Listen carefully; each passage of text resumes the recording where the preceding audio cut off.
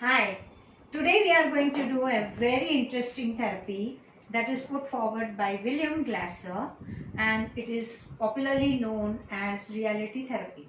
Now in this therapy he has also incorporated certain points from the control therapy, which is very much popular, and it is applied in the educational fields by the schools, by the universities, and it is incorporated along with his therapy about how the reality of the life is to be molded by us. Now this reality therapy is comparable to existential therapy and the person-centered therapy and the gestalt therapy. Now we will be doing Gestalt, and we have already done existential therapies, and we have seen in that what is the surrounding of the person, what conditions he is existing in, what is influencing his real life. The counselors have to get into that area of his existence, and that is we call as frame of reference. We have discussed that when we have done the existential therapy. And then there is person-centered therapy, where it is a humanistic approach that we have, and we also know that in the person-centered therapy we believe in the person as a human being, how he is capable of bringing about the change in his own life, the way he wants to direct and design his own life. And the counselors believe that he has the capacity within him. Counselors only act as catalysts over there. So this is the person-centered concept that we are going to accept even in this therapy.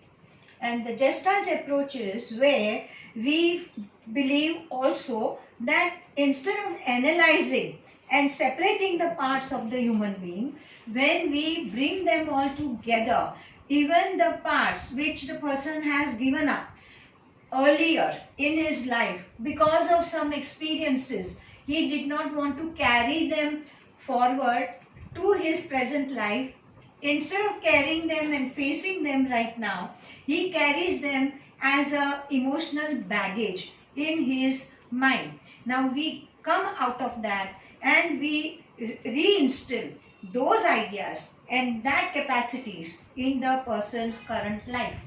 So the Gestalt is all about integrating. Now in the reality therapy, we will see that we do accept all these views and all these concepts from all these different theories, but at the same time, we do have certain points where it may be different, it may differ from all these different theories. So let's see here what are the different things that where it differs and where there are common thoughts between all these three therapies. Now it differs in the way that it believes that behavior is total.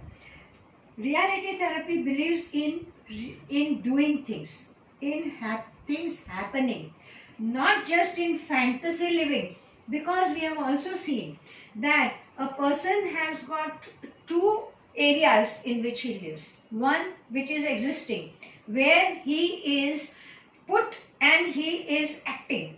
It is not perhaps what he really wants.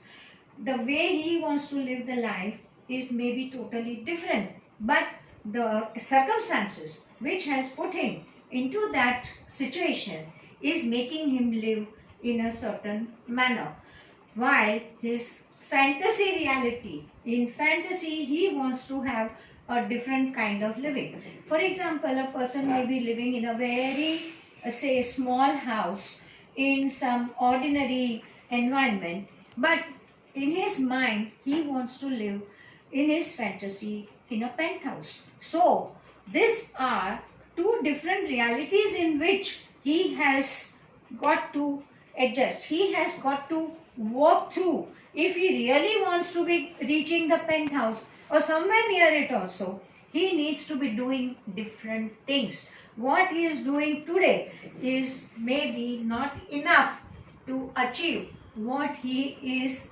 wanting in life. So these are the totally different views as far as all these theories are concerned. Now, in the other theories, we see we do not have to be the victims of our past or present. So reality therapy also believes in that we need not carry our past with us. We can change. We have different environment today. What we were born with, what we were learning at that time is totally different. It has added to our experiences and we have grown with it. Okay, it involves 4 components. One is the doing, what you are doing today. Other ones, how you are thinking about it. Another one, how you feeling about it.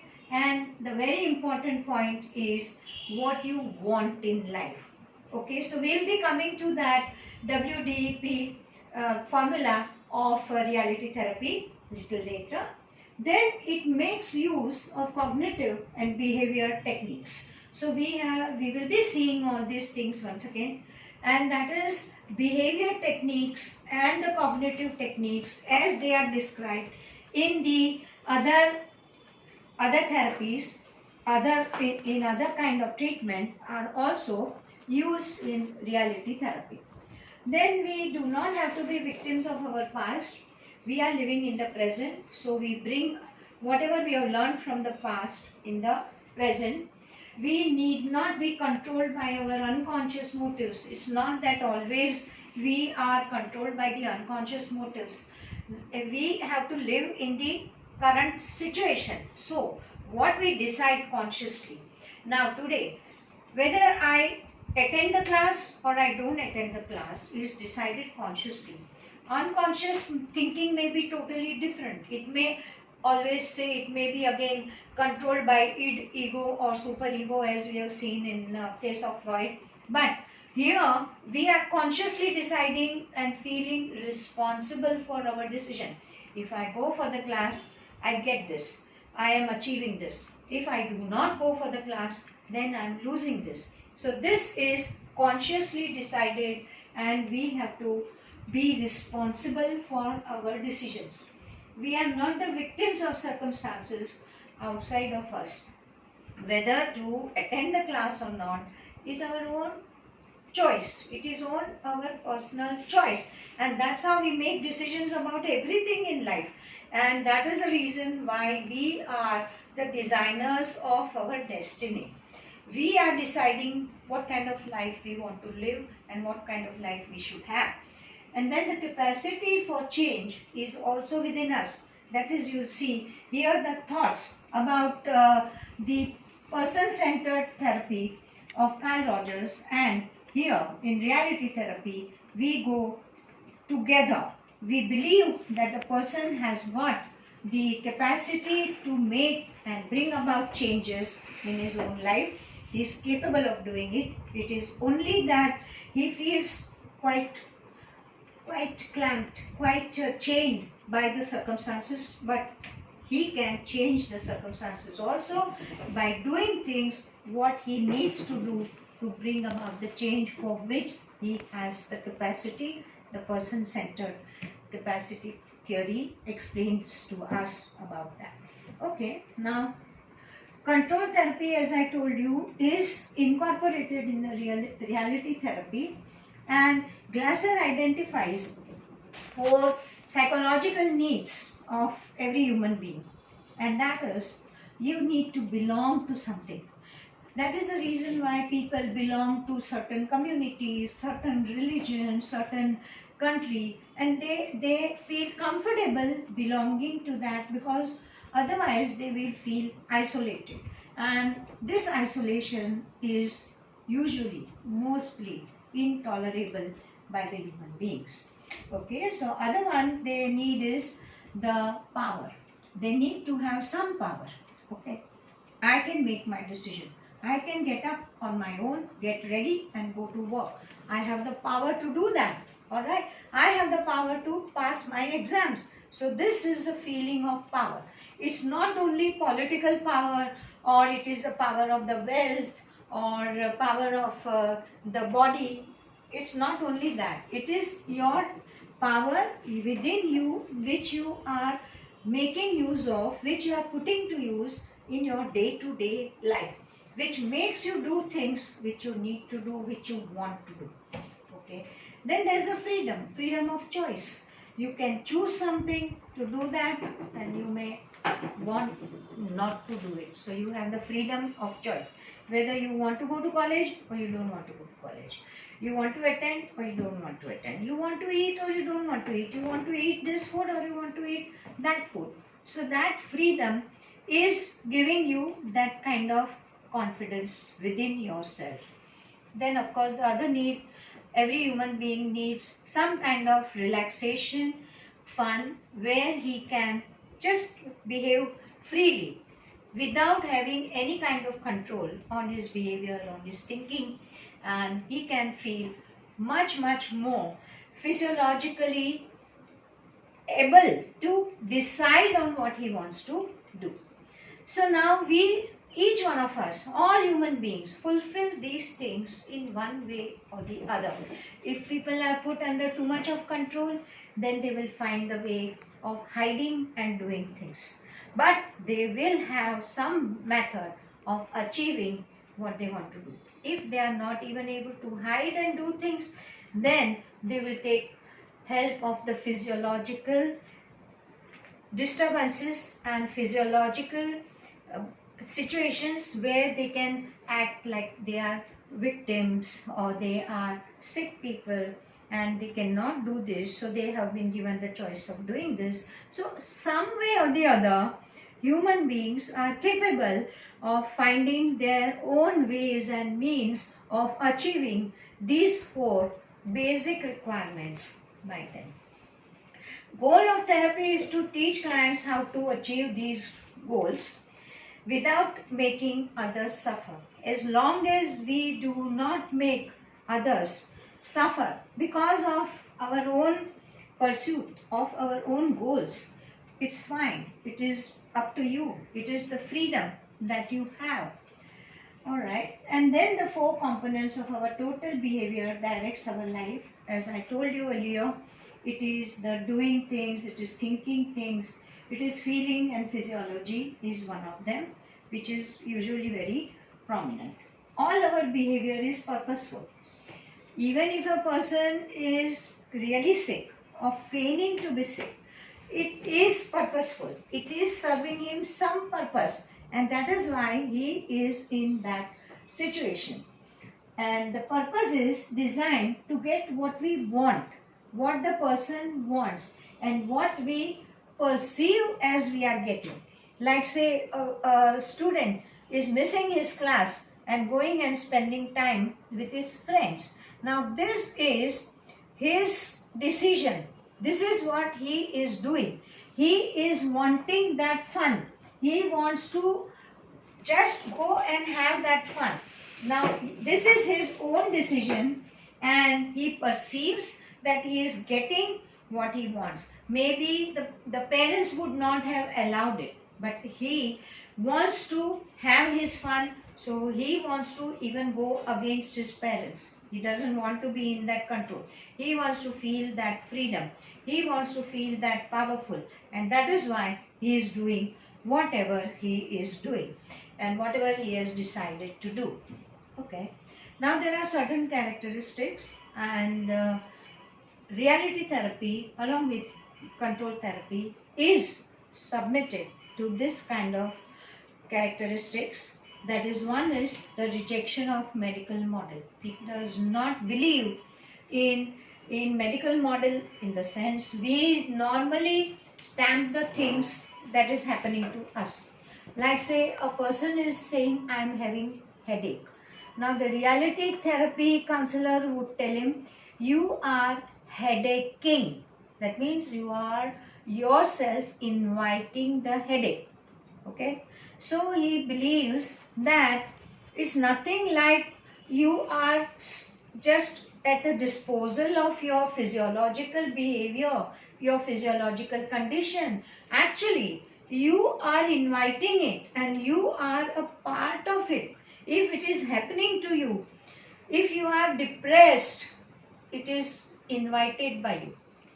So we do not say, I am depressed, I am depressing. That means it is invited by me. I am undergoing that experience. I am ready to experience depression. It is with my own choice. And that is how this theory puts the person responsible for whatever he is experiencing. So it is not actually always dependent on medical things.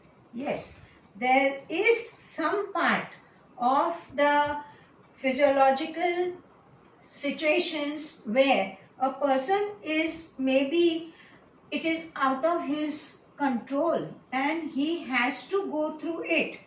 That is the only thing that is medically experienced and medically requires treatment. But other things which we normally experience, oh, today I don't feel like going to class. Okay, so that's your decision. That is how you are feeling lazy. So I am lazying. I'm not feeling lazy. I'm not just feeling say weak or something in my body or in my mind, but I am lazying. That means I decide for myself. I take the responsibility for my own decision. Okay. Then there is always this success identity and the positive addiction. Positive addiction is something which is invited in this therapy by wanting people to change from negative to positiveness. That means people feel capable of giving and receiving love. So you can give love and you can also feel capable of receiving love. Some people feel very embarrassed. You must have noticed this, that they are not even able to receive love or receive compliments, for example, in a very positive way. They feel embarrassed as if they are not deserving it. But that should not be the point. You should be able to give as well as receive. So this is very significant, and this is the situation which makes the person feel powerful. He has the power to feel positive or feel negative, and he has to decide about it. It should also be decided whether how much of the self-worth he is giving himself, whether he is considering himself worthy of it or not, and also possess psychological strength through positive addiction. So we are advised, or I should say we are trained in this reality therapy to think in positive way and make it a habit of being positive in life. And that is what is meant by positive addiction. Emphasis is on responsibility. Whatever we decide, the way we want to live our life, the way we want to fantasize our life, the way we want to work for it, the things that we want to do is all depending on our own self, our own decisions, and for that we need to take responsibility. No one else is responsible for whether you are studying or you don't want to study, you want to go to class or don't want to go to class. Is totally your own decision, and therefore it is also your own responsibility. It de-emphasizes transference. Therapists are discouraged from playing any of the parental role. Therapist should not become the father or the mother or the teacher or the brother or the sister or anything. He has to remain a therapist. It is de-emphasized. We do not at all allow the therapist the freedom to take on the role of any of the family member or anyone significant in the client's life, in the patient's life. So therapists are discouraged from playing the parental role. Instead of dwelling in the past, they should help the client to deal with the situation and successfully make the changes in their life. So this is what the therapist's job is. It should not be encouraging the client to just keep on talking about the past, and some people are very happy talking about the past. Oh, 10 years back I was very successful, I was this, I was doing this. No, but what is it now? How are you living now? What are you doing now? Oh, 10 years back, 15 years back, when I was in college, I was like this, I was so active, I was so very positive about things, I used to take part in everything. Fine, fine, fine, fine. We accept all that. But what are you today? How are you living your life today? What are your ambitions today? What are you doing about them today?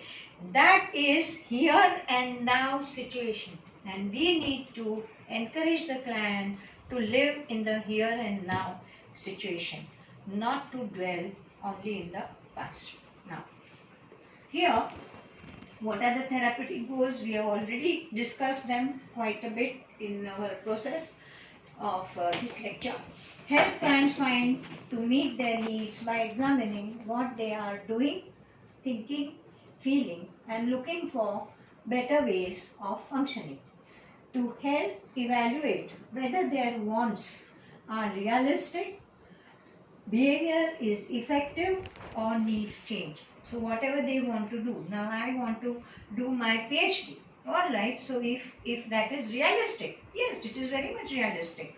But if I say I want to become the doctor, then I will have to go back so many years and then start studying again. And that will take up at least 5-6 years more of my education.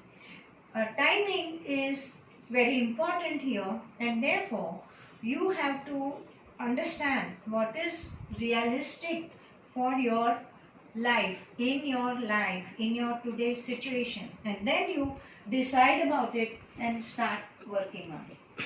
To make them realize that the only way to control events around us through what we do and not by attempting to control others' behavior. So we should not be trying to control others' behavior. Oh, my father has to give me the money to do my further studies. Why does the father always have to do that? You see, even in foreign countries, when students want to go for higher studies, many of them, they work specially to get those fellowships, scholarships, or they take up part-time jobs and then they go for further studies. So this is what is required. In that culture, it is very much done. It is expected that the student who is good student wants to go for further studies, they have to work for themselves. Of course, there are some families where they can afford to send the child to the higher education, to the universities, etc., where the fees are very, very high. It is okay for them to be depending on the family. But majority of the society over there is such where the student is not supported throughout his educational career. They have to support themselves. Now this is not happening in India. We have a much liberal society where the parents are supporting the students, and it's fine. It is all depending on our existential situation. So we live in this situation, we go for that kind of thinking. Okay. So focus is on building and relying on client strengths and potentials. How much strength you have, how much inner strength you have, how much determination you have. It depends on that, and how much is your potential, how much can you work, and how much can you... See, we have to take into consideration our physiological positiveness, as well as sometimes it can be that physically we are not capable. Like say people who are having some kind of physical deformities or physical problems, they may be restricted, and they will have to then take into consideration their own restrictions and then form their further decisions, their ambitions, their goals. They have to take into consideration, because these are the existential limitations that we have to accept. Okay. Promoting understanding effectiveness of current behavior, discouraging excuses and irresponsible and ineffective behavior. So gradually from the counseling session, the counselors make them realize how they themselves are going against their own wills and their own goals and their own ambitions. And in that manner, they are being irresponsible towards themselves, not towards anyone else. But your behavior is such, you cannot achieve what you want. You want to achieve so many things, but you are not ready to study. You are not ready to sacrifice that you need to do for your studies. So then in that case, your progress, your achievements are leveled, it is controlled, it is discouraged. Now, fostering realistic attainable goals, teaching to formulate and plan change of behavior that will help meet their needs even if it is discouraging and painful. So the counselor's job is to foster the realistic and achievable plans, and then together with the counselor's help and the client's goals, ambitions, needs, together they come and they are making the client come to the realistic situations in life. You want a better job, you need your salary hike, you want your promotions, then in that case you need to have this, okay, this is the basis, these are the steps you need to climb on that and achieve your goals.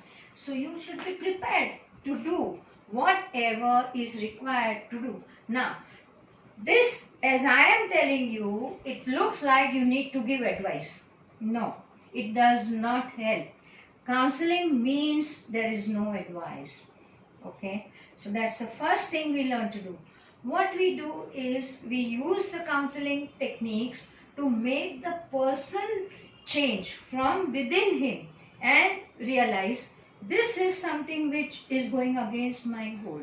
So, against my progress. So, I need to change this basic, the way I am thinking, the way I am doing things, the way I am behaving. I need to change all that, okay? And then only I'll be able to grow and achieve my goals. Now, unless the client himself realizes this, he is not going to achieve anything, and he's definitely not going to reach his goal and be satisfied in life. He'll be all his life complaining about things.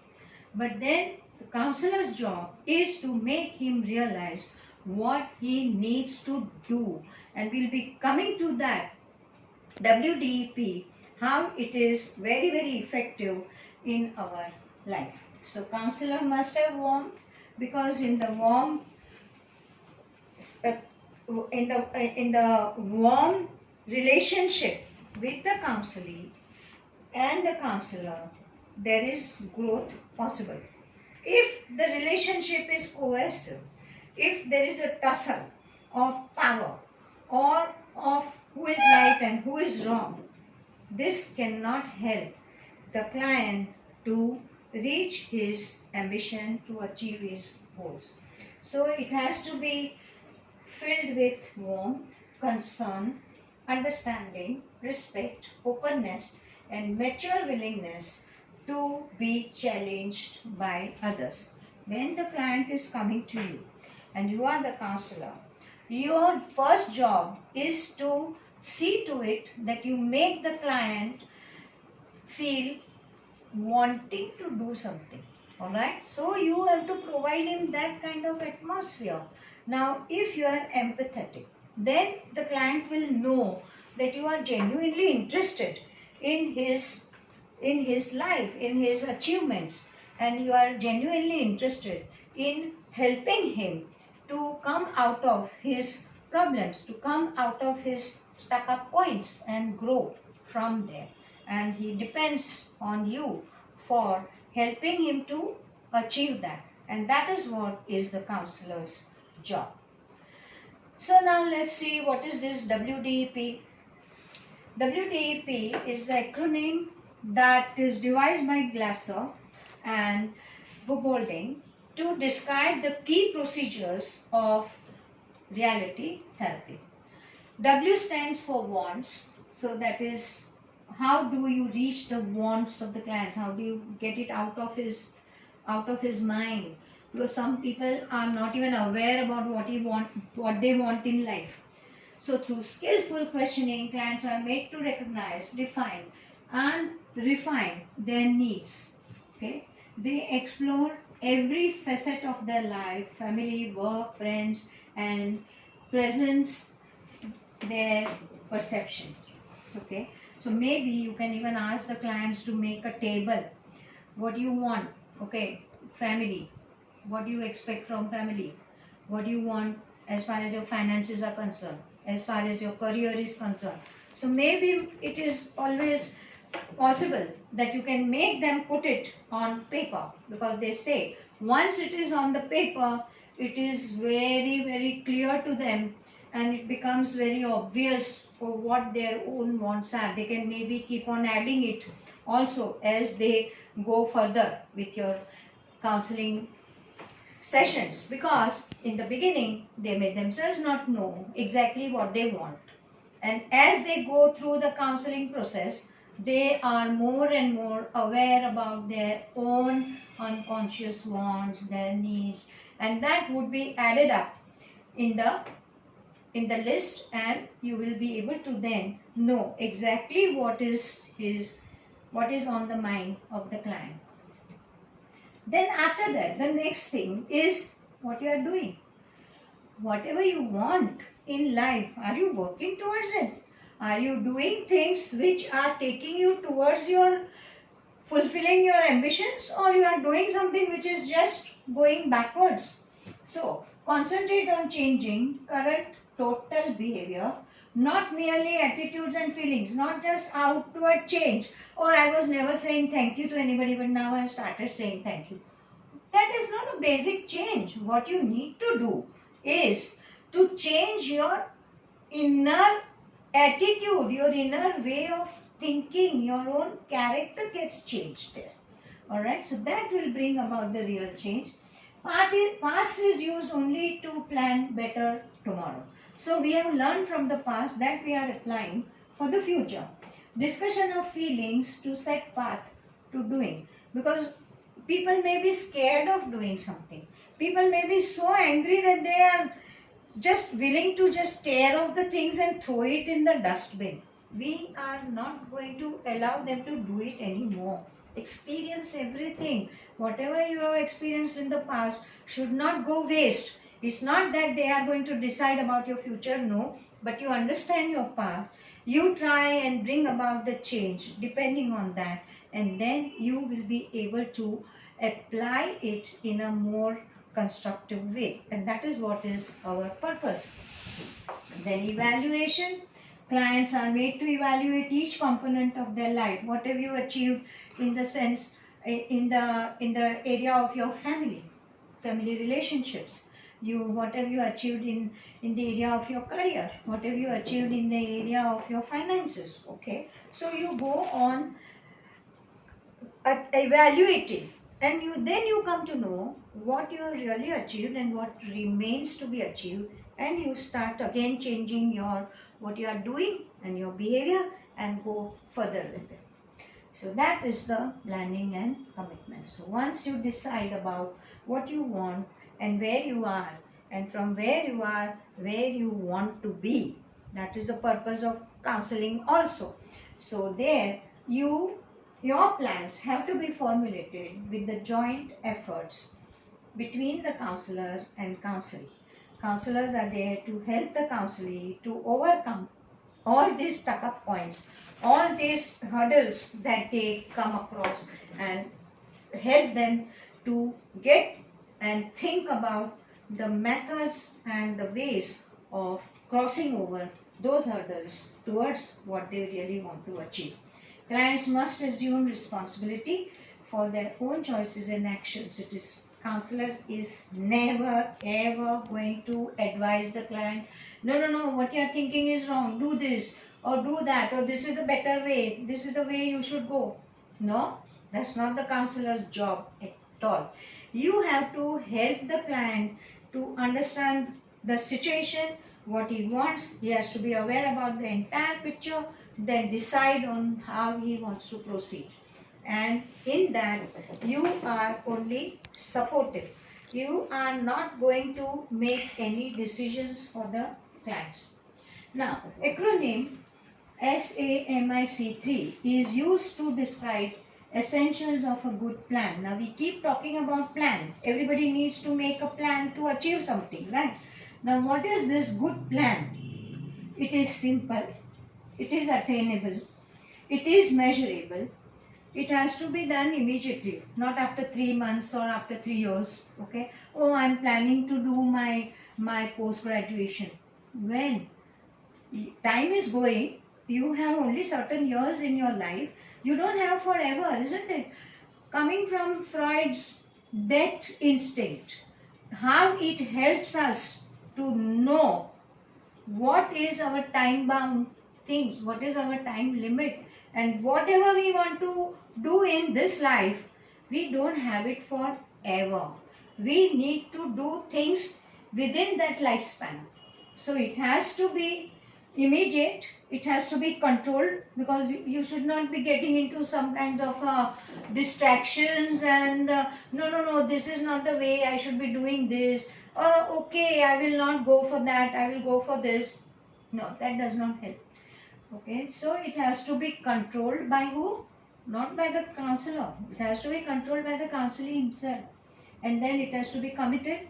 One has to be committed to whatever one decides, otherwise it is of no use. And then it has to be continuous. Perseverance is one more characteristic which is required in this.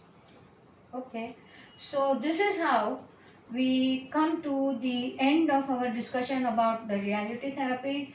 As you have seen, reality therapy has included and brought into itself the essences of so many other therapies. We saw it has got the essence of gestalt therapy, existential therapy, also the person-centered therapy, and they all have contributed very richly to the reality therapy.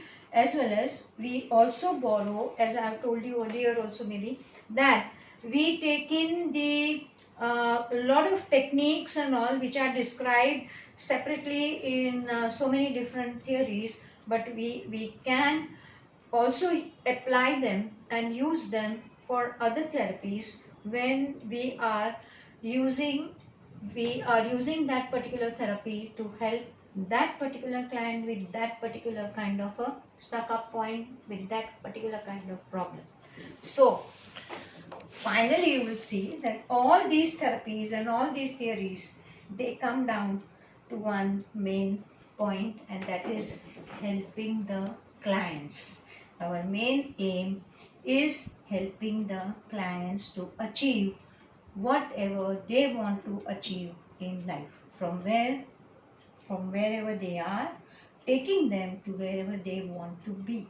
And that is what is our purpose as counselors. Thank you. So we have now completed our discussion of the reality therapy, and this is chapter 8 in your notes. You have received the notes. Please go through them, and you will find that this therapy is very helpful in helping the clients who are wanting to do something with their own life but are not knowing, or they are not aware about how to go about their ambitions and their wants.